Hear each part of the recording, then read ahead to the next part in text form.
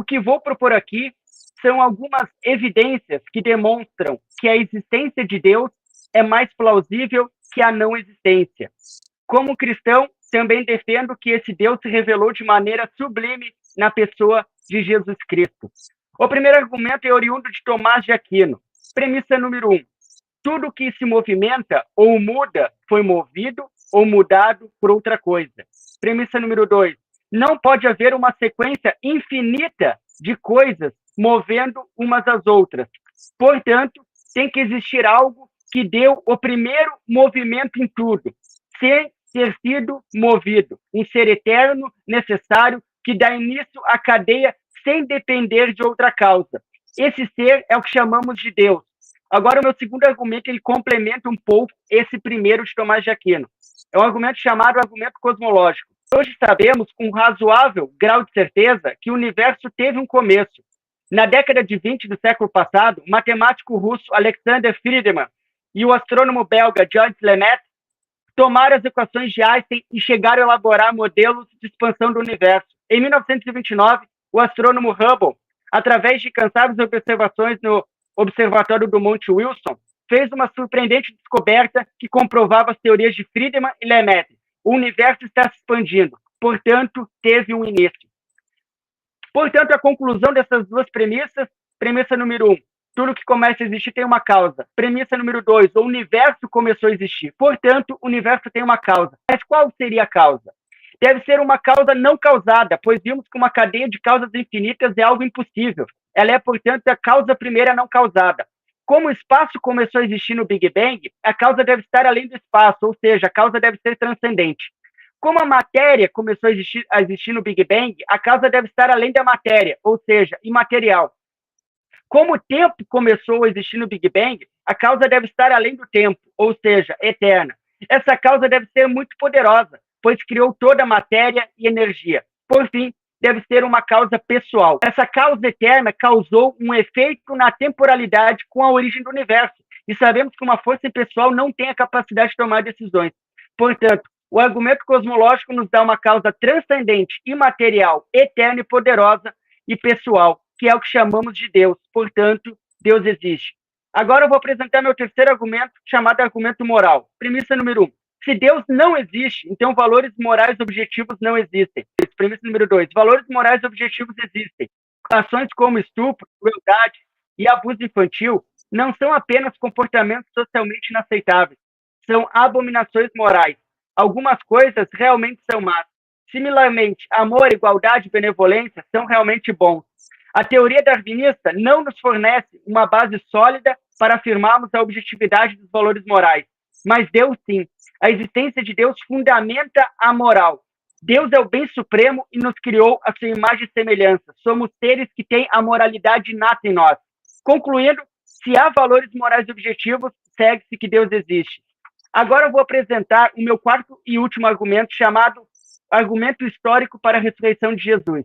Existem 3 fatos independentes que são reconhecidos pela maioria dos historiadores do Novo Testamento de hoje.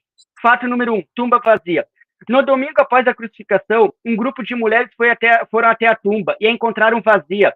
De acordo com Jacob Kremer, um especialista austríaco, a maioria dos estudiosos se apega firmemente à confiabilidade das declarações bíblicas sobre a tumba vazia. Fato número 2, em muitas ocasiões, diferentes pessoas alegaram ter visto Jesus vivo após sua morte. De acordo com o crítico do Novo Testamento, Gerd Ludemann, pode ser tomado como historicamente certo que os discípulos tiveram experiências após a morte de Jesus, nas quais ele apareceu a eles como Cristo ressurreto. Essas aparições foram testemunhadas não apenas por crentes, mas também por não crentes, céticos e até mesmo inimigos. Fato número 3. Os discípulos repetidamente passaram a crer na ressurreição de Jesus, apesar de ter toda a predisposição ao contrário. Os judeus não acreditavam em um Messias que morria e ressuscitava, e as crenças judaicas não concebiam alguém ressuscitando antes do final dos tempos. Mesmo assim, os discípulos passaram a crer tão fortemente que Deus havia ressuscitado Jesus entre os mortos, que estavam dispostos a morrer pela verdade daquela crença. E se Jesus ressuscitou, Deus existe. Esses 4 argumentos formam juntos uma forte evidência para a existência de Deus. Eu balizo aqui a minha visão de o que é mais plausível e o que é menos plausível de acordo com a metodologia científica. Em 2 preceitos, que um deles é falsibilidade e o outro é a navalha de Ockham. Então, a falsibilidade seria essa questão de você ter alguma forma de você provar que aquela coisa é falsa. Então, por exemplo, como que você falseia a teoria da evolução? Você encontrando um fóssil que não deveria pertencer àquela camada geológica. Então, por exemplo, no período cambriano não deveria existir um fóssil de ser humano. Se você encontra um fóssil humano no período cambriano, você falseou a evolução. E quando você chega nessas questões que se trata de divindade, de metafísica, sobrenatural, você, na maior parte das vezes, vai chegar em coisas que são infalciáveis. Existe uma alegoria criada pelo Carl Sagan, que é o do dragão na garagem. Imagina que você está andando na rua, alguém desconhecido chega e diz que tem um dragão na garagem dele. Você não acredita, porque o dragão é uma coisa extraordinária. Então você pede por provas da existência do dragão. Então ele abre a garagem para você e a garagem está vazia. Você diz, então onde está o seu dragão? Ele fala, mas o dragão é invisível. Então você pensa imediatamente em outras formas de você experienciar esse dragão de forma extra subjetiva. Por exemplo, podemos usar visão infravermelho, ao que ele diz. Mas o dragão, ele também não emite calor. Então você pensa, nós podemos colocar farinha no chão e o dragão vai pisar na farinha e deixar as pegadas. Ao que ele responde, mas o dragão, ele não pisa no chão. Então você pergunta, mas nós podemos então jogar a farinha por cima do dragão e nós vamos ver o contorno ali do corpo dele. Ao que ele responde que o dragão é intangível, também não dá para tocar. Então a conclusão é a seguinte, qual que é a diferença desse dragão, que ele é intangível, invisível, não emite calor e não toca no chão, para um dragão inexistente? E a rigor, não tem nenhuma diferença.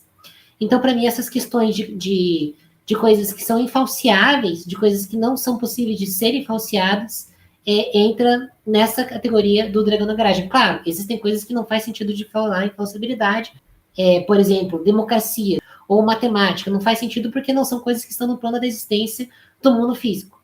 Mas como a ciência estuda o funcionamento do mundo físico, do universo físico, então para mim faz sentido sim falar em questão de falsibilidade para coisas que se propõem no plano da existência. A divindade, ela interage com o mundo físico, pelo menos para a maioria das pessoas que vão acreditar com a divindade. Elas vão acreditar que essa divindade criou algo, que essa divindade interfere em algo, que essa divindade possivelmente faz milagres. Então a gente consegue experienciar ela no funcionamento do mundo físico, portanto ela pode ser estudada sim de acordo com a metodologia da ciência. Então, se você consegue testar ele, e ele já foi testado de várias formas. Inclusive, eu trouxe um estudo aqui, é o estudo dos efeitos terapêuticos da oração na cura após cirurgias. E nesse estudo, colocaram várias pessoas ali, todas elas se recuperando de cirurgias, né? E algumas delas tinham outras pessoas orando por elas, e outras delas não tinha ninguém orando por elas. E o grupo que apresentou as melhoras mais rápidas foi o grupo que não tinha nenhuma pessoa orando por elas. E todos os grupos tinham ali uma melhora semelhante, o que mostra que, na verdade, a oração tem o mesmo efeito do que o mero acaso. E, de acordo com a navalha de Ockham, a explicação mais plausível é aquela que exige menos premissas. Então, por exemplo, quando você está de noite na sua casa e você ouve o ranger da madeira, existem duas explicações que você pode levantar. Uma explicação, a dilatação é por causa da temperatura da madeira, que faz esse som. Segunda explicação, tem fantasmas andando pela minha casa.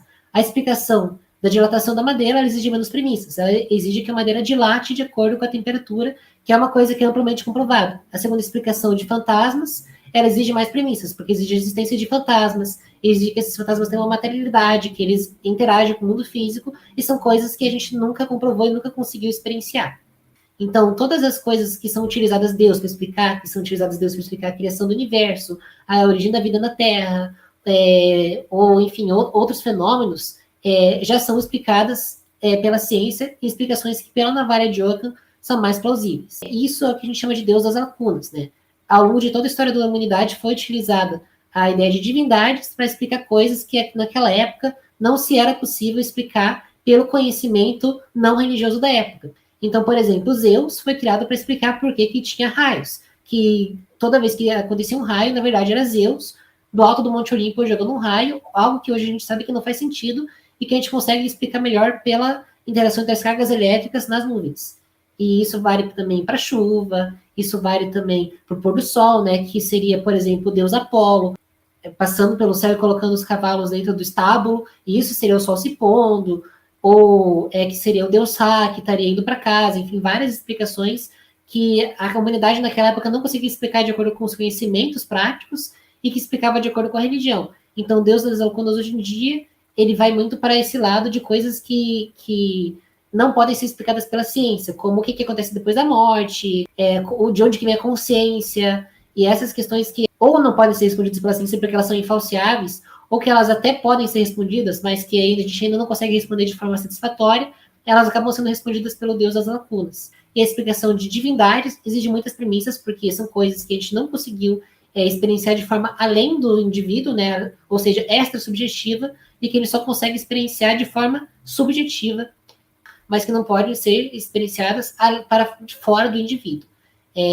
Então, muito se argumenta, por exemplo, assim, da eletricidade que ela não é visível, a gente consegue medir em volts, a gente consegue medir a corrente em amperes, e quando a gente fala em divindades, a gente não consegue medir isso de qualquer forma, além do indivíduo sentir que está interagindo com algo dentro da mente dele. É por essas questões que não faz muito sentido acreditar em coisas que são metafísicas, que são além do mundo físico, que sejam sobrenaturais. E quanto aos 4 argumentos que o colega Lucas citou ali, daí eu vou responder no momento da tréplica. No início, ela disse, então, que ela vai muito pela metodologia científica. Ana, tu sabe que a metodologia científica, o método científico, é permeado por pressuposições que a própria ciência, ela não prova. A ciência, ela não explica se algo é bom ou mal, ela não explica a matemática, ela não prova a matemática, ela pressupõe a matemática, o que é belo, o que não é, a questão metafísica do ser, princípios últimos, da realidade primeira e outra, até mesmo a questão de verdade objetiva não é visto na ciência, pois ela está sempre aberta a mudanças. Então, uma verdade hoje na ciência pode não ser verdade amanhã. Às vezes a gente vê pessoas defendendo dogmas científicos, mas, na verdade, o que a ciência ela se propõe a fazer não é criar dogmas, apesar de algumas pessoas pegarem certas teorias, como a teoria da evolução e outras, e tratar como dogma. Sobre o dragão na garagem, ela pergunta qual a diferença, então, de acreditar nesse dragão ou em Deus. Na verdade, são várias, né? Deus é um ser que explica a origem do universo, é um ser que explica o ajuste fino, que é um argumento que eu não trouxe, mas que basicamente diz que o universo é complexo demais para tudo isso ter surgido ao acaso. Então, longe de tratar com semelhança essa questão do dragão e de Deus, o dragão realmente é o dragão imaginário, mas Deus é um conceito que explica a questão do Big Bang. Deus é a melhor explicação do porquê existe alguma coisa ao invés do nada. Primeiro, a gente tem que também aceitar que a ausência de evidência não é evidência de ausência. Longe de ser um Deus das lacunas, como estou procurando mostrar, tu comentou sobre a navalha de Oca. Vamos supor que Deus não existe. Vamos supor que tudo surgiu por mero acaso. O Big Bang explodiu através do nada, e aí existiu uma poça primordial, nós éramos unicelulares, aí depois a célula começou a se multiplicar, e passou-se um bom tempo, estamos conversando hoje. Então, assim, improbabilidades em cima de improbabilidades. Então, se você tira Deus da jogada, você tem que usar muitas explicações em cima de explicações. Então, se a navalha de Oca for usada nesse caso, um ser metafísico necessário, como nos mostra o argumento de Aquino, o argumento cosmológico, é muito mais simples essa explicação do que acreditar que o acaso foi acontecendo, porque assim, a história de Adão e Eva passa a ser fácil de acreditar, porque pelo menos na história de Adão e Eva teve um Deus que criou. A gente precisa de engenheiro para fazer um carro, quanto mais um corpo humano. Tu falou que a oração tem o mesmo efeito que a não oração, por causa de alguns testes. É fácil, Deus não é obrigado a curar todo mundo só porque a pessoa pediu. Então, claro, durante o experimento, Deus pode muito bem ficar de braços cruzados, eu não vou participar desse joguinho que estão fazendo para me testar, para saber que eu existo, apesar de ter mostrado muitas evidências da existência de Deus. A crença em Deus não vem da ignorância, mas de evidências positivas, das quais eu usei alguns argumentos, como a origem do universo, a existência das leis morais, a sintonia fina do cosmos. Então, se fosse Deus das lacunas, seria um Deus que eu acredito só por acreditar, mas estou aqui argumentando usando sua razão, tanto é que eu nem citei a Bíblia, praticamente. O primeiro que você falou aqui, do que é, na verdade, o dilema da causa primeira. Se toda criatura é movida por uma causa, a gente chega em qual foi a causa que causou tudo isso, e essa causa não pode ter sido causada por nenhuma outra coisa, senão a gente chega numa regressão infinita que é impossível. Para a gente falar de causa primeira, a gente tem que necessariamente ter a ideia de linha do tempo. Porque sem tempo a gente não consegue falar de primeiro ou de antes. O antes ou o primeiro pressupõe a ideia de tempo. Então, como você bem disse, quando aconteceu o Big Bang, foi quando também surgiu o tempo. Não existe antes do Big Bang, não existe primeiro do Big Bang, porque o Big Bang foi o que deu origem ao tempo também. Então, quando a gente tinha lá uma partícula que era a singularidade, né, que continha toda a matéria que existe no universo comprimida numa partícula de Planck, quando essa partícula colapsou, dando origem ao Big Bang, foi quando surgiu também o tempo. Não faz sentido falar em antes ou em primeiro, ou em causa primeira, quando você fala do surgimento do tempo ali. E é uma coisa que realmente é contraintuitiva e é difícil de ser entendida, porque é muito difícil a gente pensar na não existência do tempo, mas o surgimento do universo já é a causa primeiro. E quando você fala ali que Deus seria essa causa, né, que seria atemporal e que não precisaria de uma causa anterior a ele, a gente entra num problema que seria a falácia da delegação especial, que Deus seria essa coisa especial que não precisaria de uma causa e que eu pergunto por que seria diferente de todo o resto que precisaria de uma causa primeiro. De onde que veio Deus? Como que surgiu Deus? Ele existiu por tempo infinito e depois de infinitos anos ele decidiu criar o universo, daí surge esse problema aí. E você falou que seria uma criatura extremamente poderosa, tanto que o universo está se expandindo até hoje. E a expansão do universo que continua até hoje, ela é explicada, na verdade, pela existência da energia escura, que seria um tipo de energia que tem um efeito oposto ao efeito da gravidade, e que é movido, no caso, não pela existência de matéria, mas pela existência de vácuo, que é a coisa mais abundante no universo inteiro.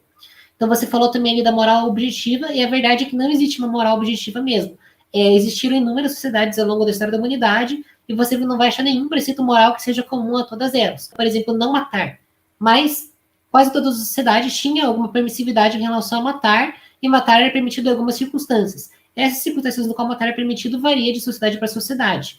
É a mesma coisa para roubo, para furto, são coisas que dependem de definição. O que é roubo, o que é furto? Isso depende de definição, e essa definição vai variar de sociedade para sociedade. Então, de fato, essa moral objetiva, ela simplesmente não existe. Isso quer dizer que estupro é relativizável? Você pode dizer que estupro é errado ou não, de acordo com a opinião? Não, porque daí a gente tem uma outra coisa que é a lei.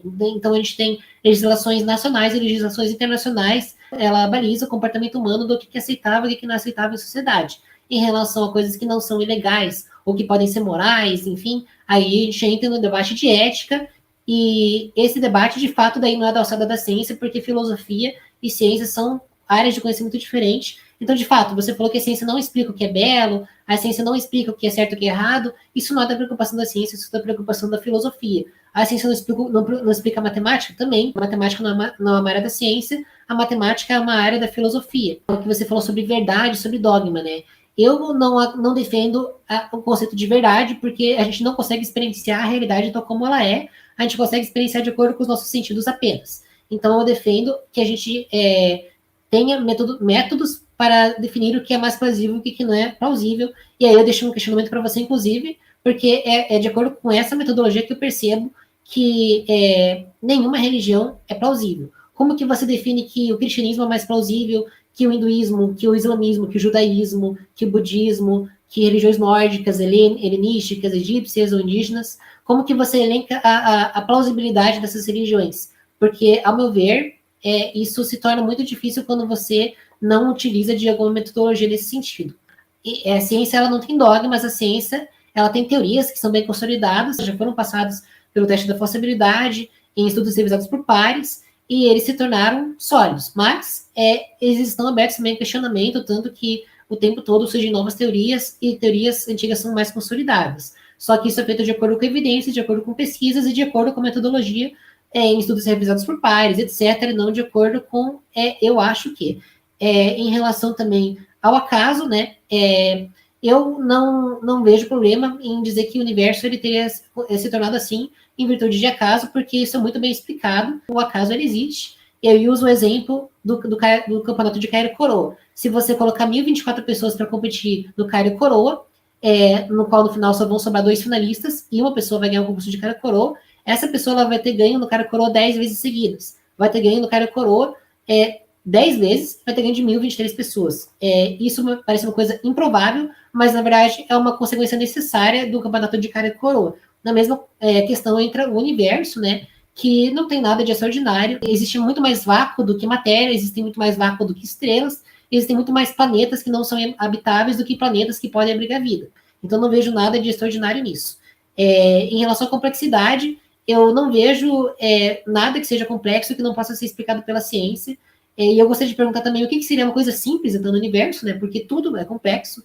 Uma estrela é muito complexa, uma pedra é muito complexa, tem um arranjo de moléculas ali bem complexo, e eu não vejo nada que seja simples. O corpo humano, por outro lado, também, obviamente, é uma coisa complexa, mas também é uma coisa que é bastante imperfeita. Os homens, eles têm a próstata, tem a questão ali das mulheres da proximidade do canal vaginal com a uretra, que também pode causar bastante infecção, tem a proximidade ali do tubo digestivo da faringe e da laringe, a questão ali dos ossos ali no calcanhar, que permitem problemas de coluna, a própria predisposição a câncer, que é uma coisa que é explicada pela biologia, mas que também não seria perfeita. E em questão que você falou da ressurreição de Jesus, eu me pergunto quais seriam as evidências históricas que a gente teria disso fora da Bíblia e fora de autores cristãos, quem que de fato viu Jesus depois da ressurreição, quem de fato viu a tumba dele sem nenhum corpo, onde ele ficaria essa tumba, qual que é a localização disso e quais seriam os textos que a gente teria daquela época que poderiam evidenciar isso. Em relação a Deus não participa do experimento, daí a gente entra naquela questão da falsibilidade, do dragão que é invisível, do dragão que não emite calor, esse Deus que não quer participar do experimento, esse Deus que ele não quer ser testado, esse Deus que não vai ajudar quem pedir, porque ele não quer participar desse jogo, como você falou. E aí, novamente, eu defendo que é sim o Deus das lacunas, porque se você diz, a ciência não explica isso, mas então o meu Deus explica. Por que o seu Deus explica? Por que ele seria uma causa? E por que exatamente o Deus cristão? Então, ela admite que o surgimento do tempo realmente aconteceu, ele surgiu. O tempo não é algo eterno. Deus, através do argumento de Aquino, através do argumento cosmológico, é a melhor explicação para o surgimento do tempo. É um ser que estava fora do tempo. Pois ela diz, tá, mas como assim Deus? Onde é que estava Deus? Como Deus existiu? Deus é um ser que existe desde sempre. E como Aristóteles mostrava até mesmo antes de Cristo, é preciso um ser desse para explicar a origem do universo, para explicar esse início do movimento. Ela disse que a energia escura, ela explica a expansão. Pois bem, Deus pode usar a energia escura para fazer com que o universo expanda. A gente não falou muito de teoria de evolução, mas tem cristãos que acreditam na evolução. Beleza, a evolução pode ser uma forma pela qual Deus fez os seres humanos evoluírem. E, afinal de contas, colocando Deus na jogada, a explicação é muito mais plausível, pois as complexidades são explicadas. Houve um ser com inteligência que criou inteligência. Pois se tu tira Deus da explicação, a gente tem que entender que a não inteligência criou a inteligência. Tu disse que matar alguém, algumas sociedades entendiam que matar alguém não era objetivamente errado e tal, mas muitas vezes a moralidade não é visto pelo que a pessoa faz, mas pela reação da pessoa. Por exemplo, a pessoa pode dizer, eu não acho nada de errado roubar alguém, mas experimenta roubar essa pessoa. Ela vai dizer, não faz isso. Tu disse que estuprar é errado por causa das leis, até que eu entendi. E isso eu acho um absurdo. Estuprar é errado porque o ser humano tem uma natureza que merece valor, uma natureza digna, entende? E isso Deus te dá, realmente. Se partir só para o âmbito darwinista, tu não tem um valor objetivo melhor do que de um rato. Só evoluiu de uma forma diferente. Então, se não existisse lei, estuprar tá tudo certo. Realmente, de acordo com a teoria darwinista, faz parte. Tu disse, e as outras religiões, elas são plausíveis e tal? Eu vou dizer que assim, o argumento do Big Bang já descarta 99% das religiões. Só tem basicamente 3 religiões na contemporaneidade que defendem que o universo foi criado. O judaísmo, o cristianismo e o islamismo. Já descarta todas as religiões orientais que são panteístas, que acreditam que Deus e o universo é a mesma coisa, eles defendem que o universo é eterno. Então, a ciência está do lado das religiões monoteístas nesse ponto. E o que faz uma diferença do cristianismo para as outras religiões? Jesus. Jesus é o que define o cristianismo como uma religião verdadeira. Aí tu disse, mas fora da Bíblia, onde há autores sobre a ressurreição, Ana, o Novo Testamento são 27 livros considerados históricos. E o Novo Testamento é o livro antigo mais bem documentado da história, por número de cópias, e foi escrito, a primeira cópia que a gente tem hoje foi escrito mais perto do original. Então, a primeira coisa que você falou ali sobre o Big Bang e o ateísmo. O Big Bang ele foi proposto por um padre católico, então o Big Bang ele não tem nada a ver com o ateísmo, até porque, como você disse, existem muitos cristãos que acreditam na evolução, e no Big Bang, e na verdade, esses cristãos são até a maioria dos cristãos, porque defensores do design inteligente e do criacionismo, eu acredito que seja uma minoria. E o darwinismo, ele por si só também não tem nada a ver com o ateísmo, até porque Darwin era cristão, e porque é um preceito científico que independe de religião, e não é darwinismo, inclusive o nome é seleção natural, né? A seleção natural é a teoria mais bem aceita que a gente tem para explicar o fenômeno do surgimento das espécies e da cladogênese em si. Deus, como algo fora do tempo, também não é necessário para explicar o surgimento do universo e nem o acontecimento do Big Bang. Você não precisa da existência de nada fora do tempo para explicar o surgimento do tempo. Isso vale também para a questão de Deus para explicar a energia escura, para explicar a evolução. Você não precisa da existência de algum Deus para explicar essas coisas. Essas coisas elas são autoexplicáveis e não precisam de nenhuma causa ali metafísica para isso. Então, daí entra na mesma questão do dragão na garagem, que diferença faz esse Deus existir ou não, sendo que não é necessário para explicar nenhum fenômeno. Em relação à não inteligência criar a inteligência nada mais é do que sinapses neurais, que são fenômenos químicos que acontecem no cérebro. E não existem só em seres humanos, né? Praticamente todos os seres vivos com um sistema nervoso têm algum nível de inteligência. A única coisa que difere no ser humano é que a gente tem toda uma trajetória histórica que permitiu que a gente criasse interações muito mais complexas, mas que outros primatas também poderiam ter. Então, outros primatas conseguem se comunicar por libras também, por exemplo, e conseguem elaborar falas bastante complexas, o que mostra que, na verdade, a inteligência não é algo específico do ser humano. E a não inteligência, na verdade, é uma separação muito difícil de fazer, porque é um fenômeno químico, a inteligência é um fenômeno químico, assim como o surgimento da vida a partir da não-vida, né, o surgimento da vida a partir de aminoácidos, também é um fenômeno no qual a não-vida cria vida, e a gente é feito de moléculas, a gente é feito de ligações químicas, que, em última instância, são matérias que não são vivas. Então, eu não vejo nada de problema nisso daí. Em relação à moralidade objetiva, se você for ver todas as sociedades do mundo, não tem nada que esteja comum entre elas em relação de moral, porque são milhões de morais diferentes. E por isso que eu defendo que não existe nenhuma moral objetiva, mas isso não significa que, por exemplo, estuprar seja errado só por causa da lei. Estuprar é errado porque a gente entende como sociedade que isso é eticamente abominável, né? Que isso é um comportamento antissocial. E aí a gente usa da ética para balizar a lei e usa da lei para balizar o comportamento. Então a gente consegue defender o que é certo ou errado através de estudos de ética, através de entendimentos sociais e que não precisa de nenhum Deus para isso, até porque se você for de acordo com a moral da Bíblia é muito diferente da nossa moral hoje em dia, e eu acho que algumas coisas são até muito difíceis de serem defendidas hoje em dia. Em relação ao ser humano ter um valor objetivo, ele de fato não tem um valor objetivo maior que os outros animais. Esse valor ele é dado pela nossa sociedade, então para a nossa sociedade, um ser humano é muito mais importante do que qualquer outro animal, e eu concordo com isso, porque isso é algo até biológico, toda espécie vai valorizar mais a si mesma do que outras espécies. Em relação a outras religiões não serem criacionistas, basicamente, quase todas as religiões têm ideias de criação do universo. Você vai ver mitos de criação no Egito, vai ver mitos de criação na religião grega, vai ver na religião nórdica, isso não é algo específico do cristianismo. Em relação ao Novo Testamento, isso é uma fonte histórica, ele evidentemente é uma fonte histórica, da mesma forma que, por exemplo, a Ilíada e a Odisseia também são fontes históricas e que os gregos acreditavam que realmente aconteceu. Mas nem por isso você vai acreditar que realmente existiu um Aquiles, que foi mergulhado e que só o calcanhar era vulnerável, ou que Odisseu viajou durante 20 anos ali no mar Mediterrâneo, enfrentou Cíclope, que foi até o Hades, enfim. Esses textos também são documentos históricos, mas eles dizem mais respeito à cultura daquele povo do que qualquer outra coisa. E por mais que exista uma evidência histórica de alguma coisa no Novo Testamento, nem tudo ali é evidenciado, e uma dessas coisas é a ressurreição de Jesus, que não tem evidências fora da Bíblia. Eu trouxe, então, alguns argumentos.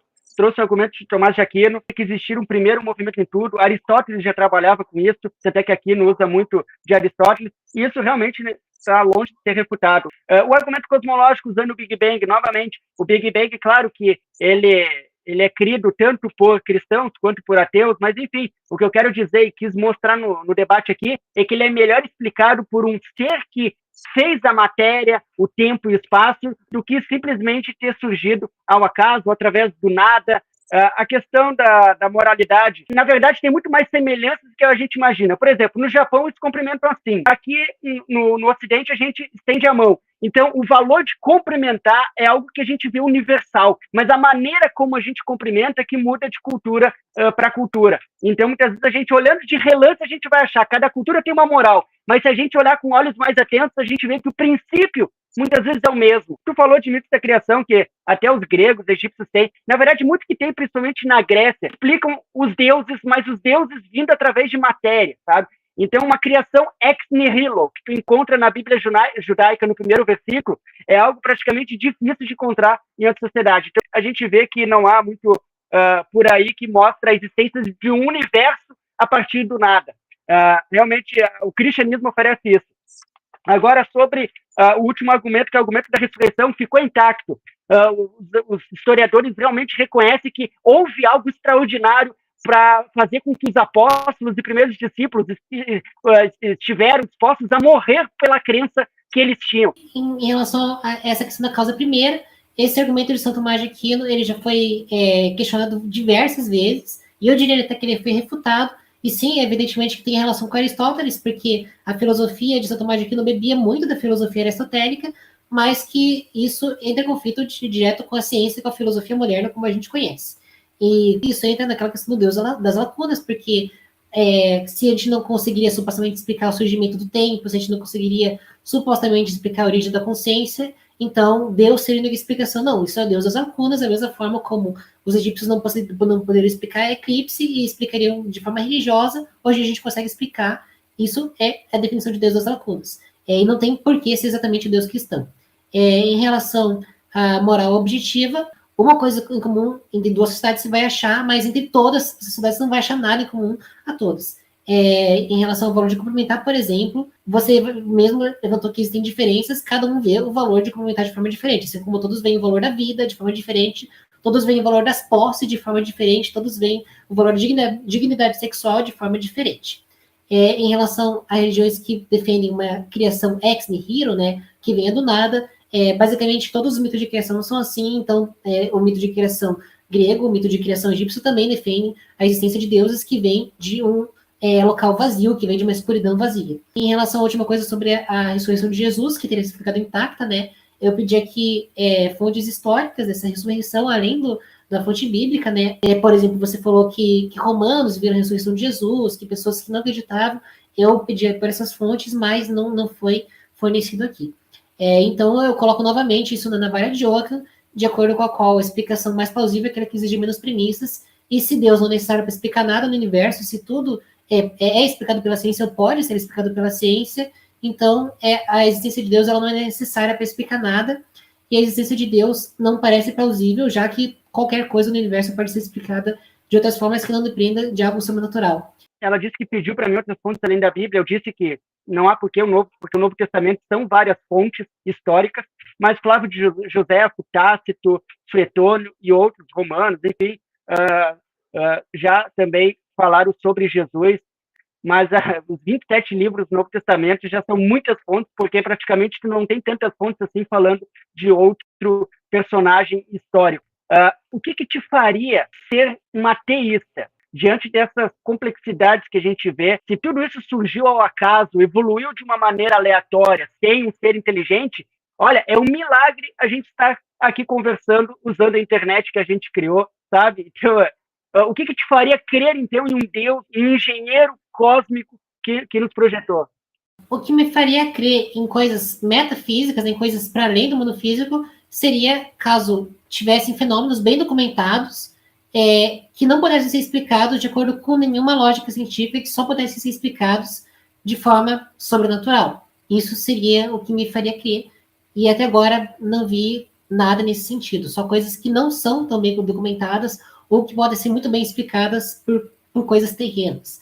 O que me faria acreditar num Deus cristão especificamente seria caso tivesse alguma coisa ali na Bíblia que aquela sociedade não tivesse como conhecer. E não dessa forma vaga, como uma causa primeira, ou como uma criação que vem ex nihilo, mas uma coisa específica mesmo que não pudesse ser explicada de forma nenhuma, porque isso é comum a quase todos os mitos de criação.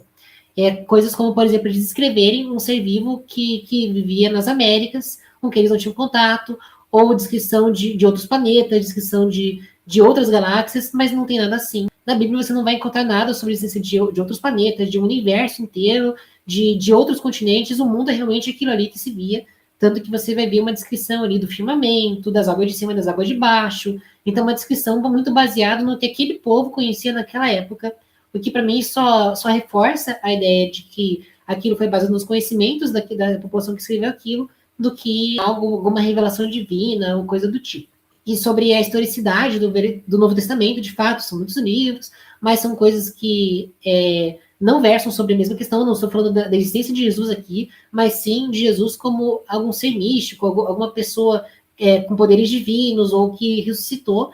E isso, essa defesa de Jesus como alguém com poderes sobrenaturais, você só vai encontrar em textos cristãos e você não vai encontrar romanos falando sobre isso. Você vai encontrar romanos falando de Jesus como uma pessoa mesmo, que vivia na região ali da Judéia, que vivia na região da Palestina romana. Ela disse que se visse algo sobrenatural, ela acreditaria. Eu gostaria de deixar aqui uma frase de Blaise Pascal. Deus deu sinais suficientes para aqueles que o procuram sinceramente, mas não tanto a ponto de forçar a fé àqueles que não querem ver. Deus se revelou de maneira já extraordinária, que nem eu dei o exemplo do olho humano, a complexidade do olho humano. A gente é muito mais complexo que um carro, que uma casa. Se um carro e uma casa precisarem de um engenheiro, quanto mais o corpo humano, quanto mais o universo.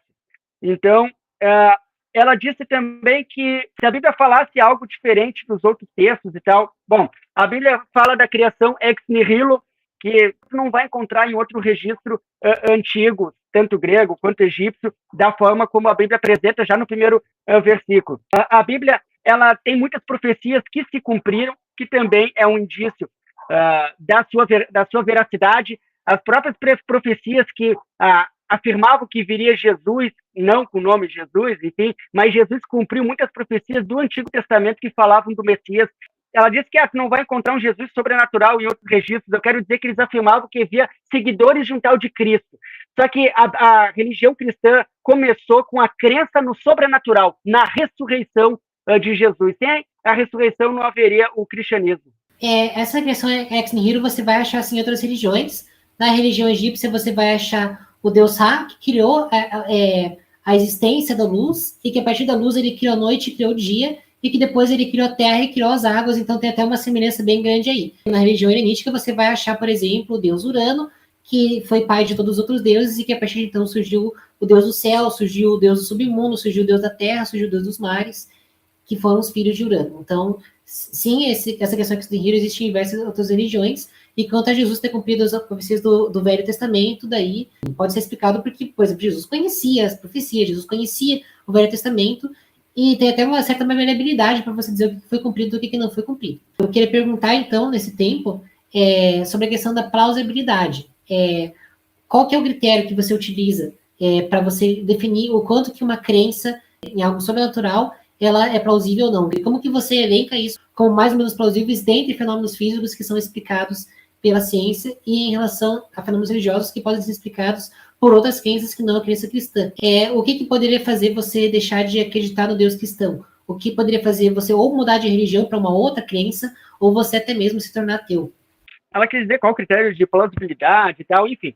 A gente pode usar o critério da inteligência. A gente encontra inteligência, a gente encontra informação, melhor dizendo, por exemplo, na célula, no DNA.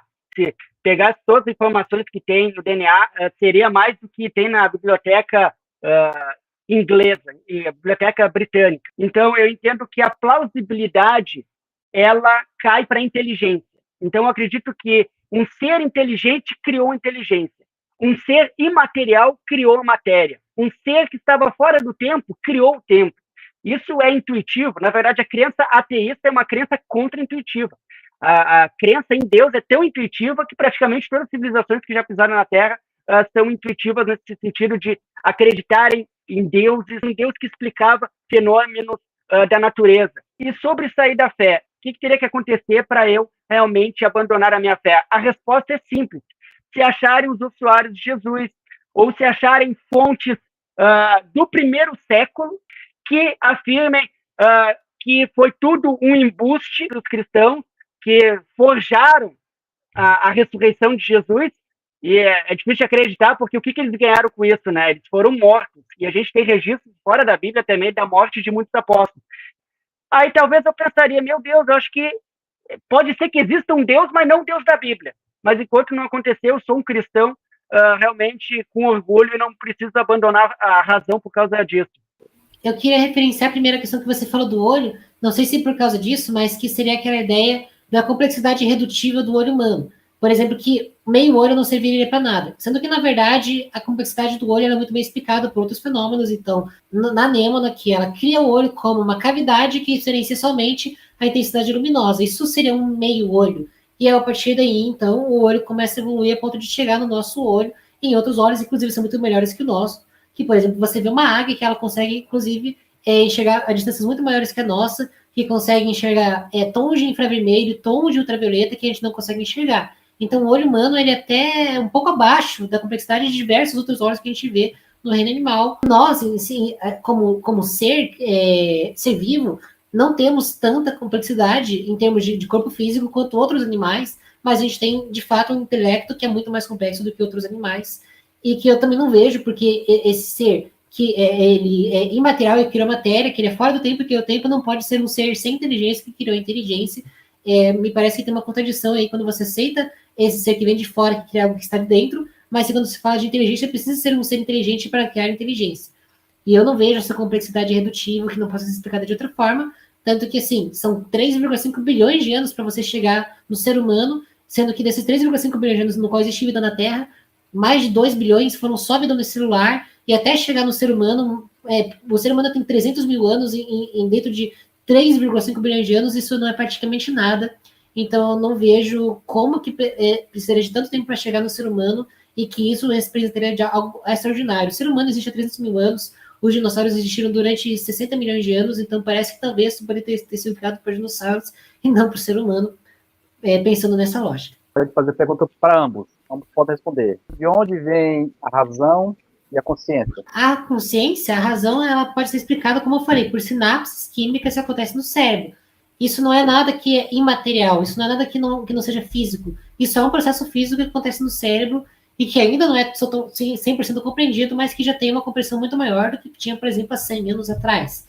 E você vai achar essa razão, essa consciência, em diversos outros seres vivos. O ser humano não é o único ser que é consciente e que é autoconsciente. Não é o único ser que tem razão. Você vai achar isso em golfinhos, vai achar isso em elefantes, vai achar isso na maioria dos primatas, principalmente os primatas mais próximos de nós em relação à cadeia evolutiva. Então, eu não vejo o que isso significaria, né? Que golfinhos também têm almas, que um chimpanzé também tem alma. Eu não vejo por esse sentido. E a consciência é uma coisa que é explicada de forma muito clara pela seleção natural, porque a partir do momento que o ser humano ele não tem grandes vantagens em relação à agilidade, em relação à força física, em relação à ameaça, como, por exemplo, com dentes, com unhas, a forma dele de conseguir sobreviver ali na savana, de conseguir se tornar uma espécie ali que dominou a região, foi através do uso de ferramentas. Então, quando o ser humano consegue usar a razão para construir uma ferramenta a partir, por exemplo, de um osso, de uma pedra lascada, é a partir daí que o ser humano consegue ter razão, por exemplo, para também conseguir fazer um desenho numa parede, para conseguir contar histórias em tradição oral, para conseguir criar registros escritos, e que a partir daí consegue criar toda uma filosofia e toda uma série de conhecimentos que surgem em cadeia. Nada disso precisa de uma explicação extra natural. Nós somos seres que, de acordo com a teoria da evolução, a gente está aqui para se adaptar ao ambiente e para sobreviver e também para procriar. O uso da razão, isso que a gente está fazendo aqui, é uma inutilidade evolutiva. Realmente, não precisa disso para sobreviver, mas a gente vê que o ser humano ele é distinto do resto das criaturas. Nós fazemos coisas que realmente nenhum outro ser vivo faz. E isso coaduna muito bem com a ideia bíblica de que somos seres à imagem e semelhança de Deus. A evolução não é teleológica, né? Não tem um objetivo. Então, se a gente racionalizar aqui, conversar sobre filosofia não atrapalha para a gente ser selecionado e, por exemplo, morrer, isso não vai ser importante. Tanto que, por exemplo, a gente tem elefantes que velam os parentes, que enterram os parentes e choram pelos parentes, visitam o local de enterro anos depois da morte. Nada disso tem um sentido evolutivo. Mas é uma coisa que acaba acontecendo por causa da complexidade da mente desses seres vivos, inclusive nós. A gente tem 300 mil anos de história humana para chegar no nível que nós estamos agora. Então, pessoal, até um abraço.